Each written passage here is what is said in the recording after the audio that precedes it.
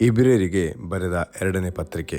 ಆದದರಿಂದ ನಾವು ಕೇಳಿದ ಸಂಗತಿಗಳಿಗೆ ತಪ್ಪಿ ಹೋದೆವೆಂದು ಭಯಪಟ್ಟು ಅವುಗಳಿಗೆ ಹೆಚ್ಚಾಗಿ ಲಕ್ಷ್ಯ ಕೊಡುವವರಾಗಿರಬೇಕು.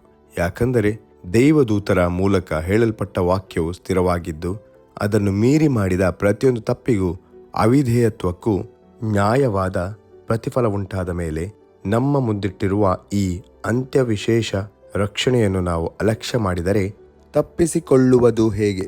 ಇದು ಕರ್ತನಿಂದ ಮೊದಲು ಹೇಳಲ್ಪಟ್ಟಿತು.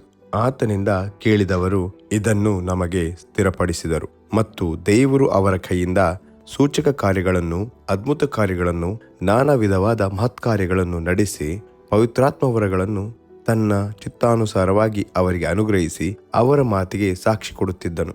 ಯೇಸು ಸ್ವಲ್ಪ ಕಾಲ ದೇವದೂತರಿಗಿಂತ ಕಡಿಮೆಯಾದದ್ದಕ್ಕೆ ಕಾರಣ, ನಾವು ಪ್ರಸ್ತಾಪಿಸುವ ಮುಂದಣ ಸಾಮ್ರಾಜ್ಯವನ್ನು ಆತನು ದೇವದೂತರಿಗೆ ಅಧೀನ ಮಾಡಲಿಲ್ಲವಲ್ಲ. ಶಾಸ್ತ್ರದ ಒಂದು ಭಾಗದಲ್ಲಿ ಮನುಷ್ಯನು ಎಷ್ಟು ಮಾತ್ರದವನು, ಅವನನ್ನು ನೀನು ಯಾಕೆ ನೆನೆಸಬೇಕು?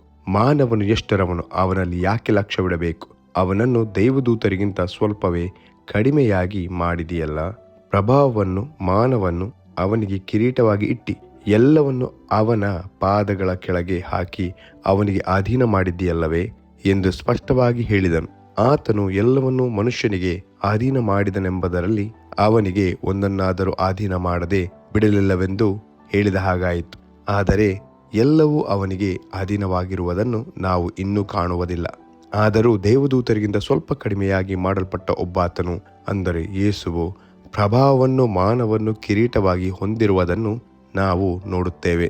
ಮೃತಪಟ್ಟದ್ದರಿಂದಲೇ ಮಾನ ಪ್ರಭಾವಗಳನ್ನು ಹೊಂದಿದನು. ಆತನು ದೇವರ ಕೃಪೆಯಿಂದ ಎಲ್ಲರಿಗೋಸ್ಕರ ಮರಣವನ್ನು ಅನುಭವಿಸಲೇಬೇಕಾಗಿತ್ತು.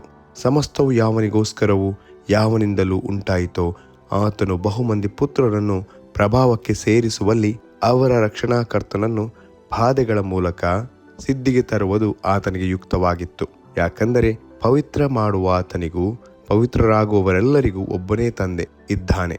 ಈ ಕಾರಣದಿಂದ ಪವಿತ್ರ ಮಾಡುವಾತನು ಪವಿತ್ರರಾಗುವವರನ್ನು ಸಹೋದರರೆನ್ನುವುದಕ್ಕೆ ನಾಚಿಕೆ ಪಡದೆ, ನಿನ್ನ ನಾಮ ಮಹಿಮೆಯನ್ನು ನನ್ನ ಸಹೋದರರಿಗೆ ತಿಳಿಸುವೆನು, ಸಭಾಮಧ್ಯದಲ್ಲಿ ನಿನಗೆ ಸ್ತುತಿಪದಗಳನ್ನು ಹಾಡುವೆನು ಎಂತಲೂ, ನಾನು ದೇವರ ಮೇಲೆ ಭರವಸೆವಿಟ್ಟವನಾಗಿರುವೆನು ಎಂತಲೂ, ಇಗೋ ನಾನು ದೇವರು ನನಗೆ ದಯಪಾಲಿಸಿರುವ ಮಕ್ಕಳು ಇದ್ದೇವೆ ಎಂತಲೂ ಹೇಳುತ್ತಾನೆ. ಇದಲ್ಲದೆ ಮಕ್ಕಳು ರಕ್ತ ಮಾಂಸಧಾರಿಗಳಾಗಿರುವುದರಿಂದ ಆತನು ಅವರಂತೆ ಆದನು. ತನ್ನ ಮರಣದಿಂದಲೇ ಮರಣಾಧಿಕಾರಿಯನ್ನು, ಅಂದರೆ ಸೈತಾನನನ್ನು ಅಡಗಿಸಿ ಬಿಡುವುದಕ್ಕೂ ಮರಣ ಭಯದ ದೆಸೆಯಿಂದ ತಮ್ಮ ಜೀವಮಾನದಲ್ಲೆಲ್ಲ ದಾಸತ್ವದೊಳಗಿದ್ದವರನ್ನು ಬಿಡಿಸುವುದಕ್ಕೂ ಅವರಂತೆ ರಕ್ತ ಮಾಂಸಧಾರಿಯಾದನು. ಆತನು ದೇವದೂತರನ್ನು ಹಿಡಿದವನೆಂದು ಬರೆದಿಲ್ಲ, ಅಬ್ರಹಾಮನ ಸಂತತಿಯನ್ನು ಕೈ ಹಿಡಿದಿದ್ದಾನಷ್ಟೆ. ಆದುದರಿಂದ ಆತನು ಎಲ್ಲ ವಿಷಯಗಳಲ್ಲಿ ತನ್ನ ಸಹೋದರರಿಗೆ ಸಮಾನನಾಗಬೇಕಾಗಿ ಬಂತು. ಹೀಗೆ ಆತನು ಜನರ ಪಾಪಗಳನ್ನು ನಿವಾರಣೆ ಮಾಡುವುದಕ್ಕಾಗಿ ದೇವರ ಕಾರ್ಯಗಳಲ್ಲಿ ಕರುಣೆಯೂ ನಂಬಿಕೆಯುಳ್ಳ ಮಹಾಯಾಜಕನಾದನು. ತಾನೇ ಶೋಧಿಸಲ್ಪಟ್ಟು ಬಾಧೆಯನ್ನು ಅನುಭವಿಸಿರುವುದರಿಂದ ಶೋಧಿಸಲ್ಪಡುವವರಿಗೆ ಸಹಾಯ ಮಾಡುವುದಕ್ಕೆ ಶಕ್ತನಾಗಿದ್ದಾನೆ ಎಂಬುದೇ.